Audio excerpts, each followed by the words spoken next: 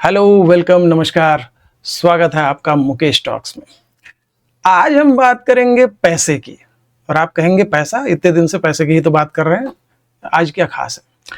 तो चलिए पहले आपको एक गाना सुनाते हैं। पैसा, ये पैसा, पैसा है कैसा, नहीं कोई ऐसा जैसा ये पैसा।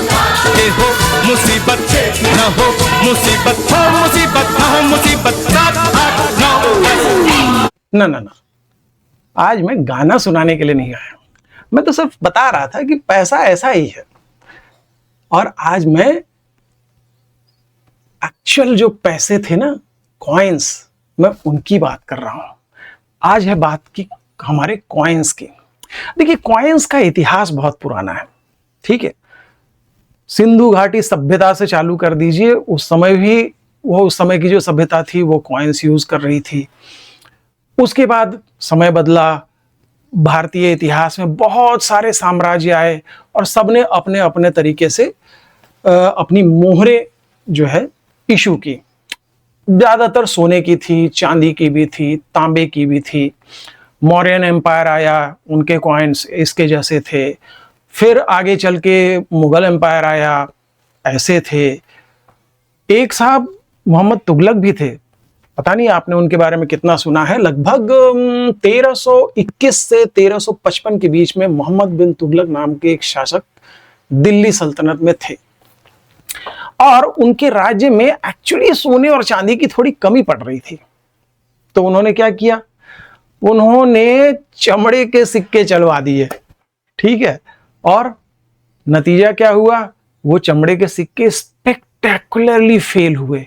क्यों भाई? नकली नोट सिर्फ आज ही थोड़ी बन रहे हैं, उस समय भी लोगों ने नकली चमड़े के सिक्के बना लिए, ठीक है। तो उन्हें वो सिक्के बंद करने पड़े। तो सिक्का जो है हमारी जिंदगी का हिस्सा रहा है। जब से मानव समाज को मुद्रा, है ना, करेंसी की वैल्यू समझ में आई है, तब से सिक्के ही चलते रहे। नोट जो है वो एक मॉडर्न चीज है, ठीक है। और मुझे ठीक ठीक तो नहीं याद है, लेकिन शायद इसकी शुरुआत चाइना में हुई थी, क्योंकि मोहम्मद बिन तुगलक को चमड़े के सिक्कों का आइडिया चाइना से ही आया था, क्योंकि वहां पर पेपर करेंसी बहुत सक्सेसफुल हुई थी।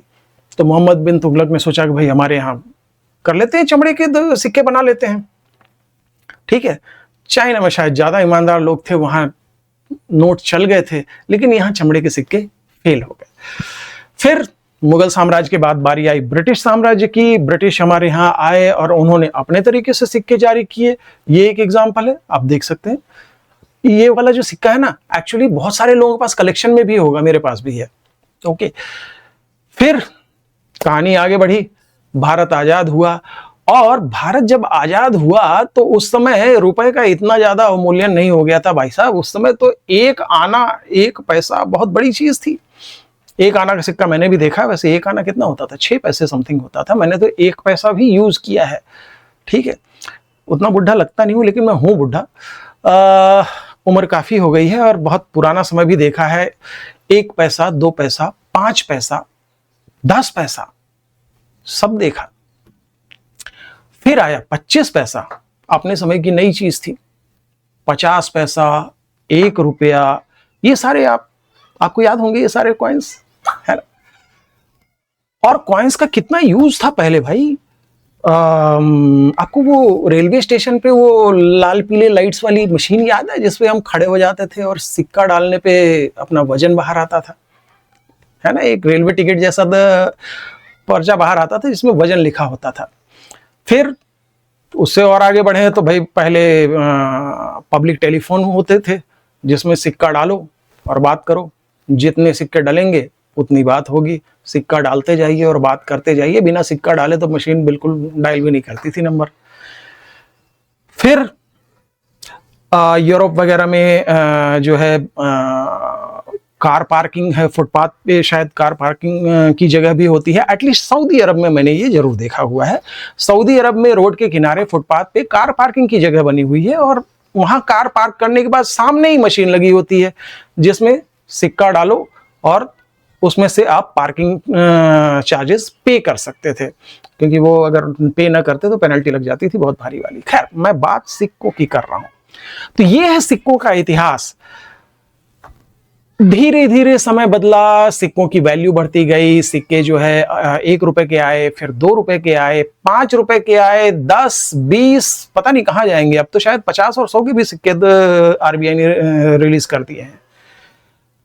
तो ये है सिक्कों का इतिहास। लेकिन आज की स्थिति क्या है? अब सिक्के शहरों में आपको कितना देखने को मिलते हैं? वैसे भी लोग समझते हैं कि जेब में बोझ है, इनको लेके कहां जाएंगे, परेशानी की चीज है ना। और लेकिन गांव में ये अभी भी चल रहा है। गांव में चल रहा है कि देखो, लो इनकम रूरल इकोनॉमी है, तो वहां उनकी वैल्यू अभी भी है और उनकी यूटिलिटी भी है। वहां लोगों को सिक्के लेने या देने में कोई तकलीफ नहीं होती है। मुझे अच्छी तरह याद है, कुछ 4-5 साल पहले की बात है, लोगों ने 10 के सिक्के लेने ही बंद कर दिए थे। ठीक है, दुकान वाले बोलते थे कि ये नकली सिक्का है। रिजर्व बैंक ने क्लैरिफाई किया, सरकार ने क्लैरिफाई किया, सारे बैंकों ने क्लैरिफाई किया कि नहीं, ये सिक्के नकली नहीं है, इनको आप एक्सेप्ट कर सकते हैं। आपको पता है सरकार इतनी कॉन्फिडेंट क्यों थी कि ये सिक्के नकली नहीं है या नहीं हो सकते हैं, है ना। नोट नकली हो सकता है, ठीक, सिक्के नकली कैसे होंगे? आपको पता है 1 रुपए का सिक्का मिंट करने के लिए, यानी कि वो तो प्रेस होता है, प्रेस करने के लिए उसकी कॉस्ट कितनी पड़ती है? एक्चुअली 2 रुपए। 2 रुपए का सिक्का बनाने का खर्च है 3.5 रुपए, 5 रुपए का सिक्का बनाने का खर्च है 8 रुपए और 10 रुपए का सिक्का बनाने का खर्च है 12 रुपए। तो अब आप सोचिए, गवर्नमेंट क्यों नहीं कॉन्फिडेंट होगी? कौन पागल होगा कि जो 12 रुपए में 10 रुपए का नकली सिक्का छाप के मार्केट में चलाएगा? नोट में ऐसा होता है ना भाई, नोट एक 500 रुपए का नोट है, उसको छापने का अगर मास प्रिंटिंग हो रही है तो 5 या 10 रुपए उसका कॉस्ट आएगा, तो उसे लोग नकली बना सकते हैं। सिक्के को कौन नकली बनाएगा, है ना। तो गवर्नमेंट बहुत कॉन्फिडेंट थी, आज भी कॉन्फिडेंट है कि सिक्का नकली नहीं हो सकता। सिक्कों के अलग अलग यूज भी रहे। मुझे याद है कुछ समय पहले एक फैमिली कोर्ट ने किसी के ऊपर 2 लाख रुपए का सेटलमेंट का फैसला सुनाया कि ये कुछ शायद डिवोर्स का केस था। वो भाई बोरों में लेके पहुंच गया सिक्के 2 लाख रुपए और बोले लो गिन लो। ठीक है, ये अलग बात है, कोर्ट ने बहुत फटकार लगाई, लेकिन एक से एक लोग हैं ऐसे, और भी मौके आए हैं जब लोग बोरे में लेके सिक्के पहुंच गए। एक साहब जो है चुनाव में खड़े हो रहे थे, उनको जो वो डिपॉजिट करना होता है, सिक्योरिटी डिपॉजिट, उसके लिए सिक्के लेके पहुंच गए। खैर, आज की स्थिति ये है कि सरकार ने सिक्के छापने अब बंद कर दिए हैं। बंद नहीं किया एक्चुअली, लेकिन बहुत स्लो कर दिया है, क्योंकि अब लोगों को उन सिक्कों की जरूरत नहीं है, कहीं यूज नहीं होते, बहुत कम यूज होते हैं। वैसे मैं कल बाजार में सब्जी लेने गया था, वहां सिक्के चल रहे थे भाई, 10 रुपए का सिक्का मुझे दिया भी और मैंने लिया भी और मैंने भी आगे दिया। So it's not that. लेकिन धीरे धीरे सिक्कों का संसार खत्म हो रहा है, और इसकी असमय मौत मारने में 2 चीजें जिम्मेदार हैं। पहला, महंगाई। अरे सरकार कितने बड़े बड़े सिक्के अब छापना शुरू कर दे, मतलब 50-100 तक तो पहुंच गई है ना। तो अब अनंत काल तक तो ये छापा नहीं जा सकता। महंगाई बढ़ गई है, आज वो 1 आना और 1 पैसा, 2 पैसा, 5 पैसा, 10 पैसा कौन यूज करता? कोई चवन्नी तक देखने को नहीं मिलती है ना। 1 रुपए से नीचे तो आज कुछ रह ही नहीं गया है। 1 रुपए का सिक्का ही बड़ी मुश्किल से मिलता है। हमारे यहाँ दिक्कत एक और क्या है कि भारत सरकार ने आज तक कोई पॉलिसी नहीं बनाई कि पुराने सिक्कों का क्या होगा। सरकार छोड़ देती है कि ये अपने आप पब्लिक ही इनको यूज करना बंद कर देगी तो हटेगा, नहीं तो सर्कुलेशन में जारी रहता है। जबकि बहुत सारे देश ऐसे हैं, जैसे अगर हम उदाहरण देखें कनाडा की, ऑस्ट्रेलिया की, न्यूजीलैंड की, जैसे ही इनका सिक्के प्रेस करने का कॉस्ट बढ़ जाता है तो ये उन सिक्कों को बंद कर देते हैं।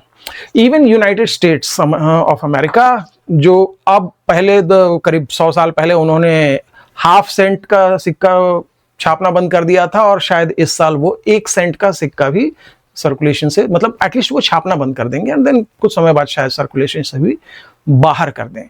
भारत में ऐसी कोई पॉलिसी नहीं है, डिस्पाइट द फैक्ट कि हमें वो उन सिक्कों को ढालना महंगा पड़ रहा है। ठीक है, लेकिन फिर भी अभी ढाले जा रहे हैं, और उसकी बड़ी वजह क्या है?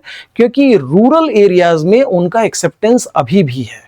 है ना। और आपको तो पता है हमारे देश की लगभग 65-70% आबादी तो अभी भी रूरल एरिया में रहती है, तो सरकार को उनका भी सोचना है। तो बस सिक्के चल रहे हैं अभी, लेकिन ऐसा लगता है कि सिक्कों की खनखनाहट खत्म हो जाएगी। हाँ, एक तो मैंने बताया कि महंगाई, दूसरा कौन सिक्कों को खत्म कर रहा है, और वो है आपका फोन। फोन से आप यूपीआई करते हैं आजकल, सब्जी वाला, ठेले वाला, किराने वाला, इवन सड़क के किनारे चाय वाला, उसके पास भी यूपीआई का क्यूआर कोड है, और आप 1 रुपए भी उसको ट्रांसफर कर सकते हैं। ऑल्दो पता नहीं कितने लोग 1 रुपए ट्रांसफर करते होंगे, है ना, लेकिन ये है। तो बहुत सारे लोगों ने, दैट इंक्लूड्स मी, कि हमने पर्स रखना ही बंद कर दिया है, फोन लेके चले गए, वही वॉलेट है, वहीं का वहीं पेमेंट कर दिया। तो बहुत सारे लोग सिक्कों का कलेक्शन भी करते हैं, ठीक ठाक कलेक्शन मेरे पास भी है, करीब 17-18 देशों के सिक्के मेरे पास भी पड़े हुए हैं, इंक्लूडिंग भारत के वो पुराने 1 आने और ब्रिटिश इंडिया वाले सिक्के भी रखे हुए हैं। तो ऐसा लगता है कि सिक्के अब सिर्फ कलेक्शन की बात रह जाएगी और सिक्कों की खनखनाहट खत्म हो जाएगी। तो ये टॉपिक आपको सुनने में कैसा लगा, ये नीचे कमेंट में लिख के जरूर बताइएगा। और अब जरा सही पैसों की बात पे आ जाएं।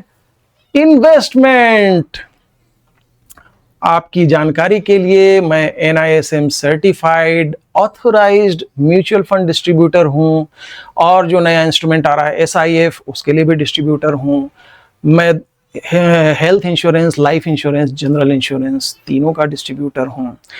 और मेरे वीडियो से आप इतना तो जान गए होंगे कि अच्छी खासी जानकारी रखता हूं।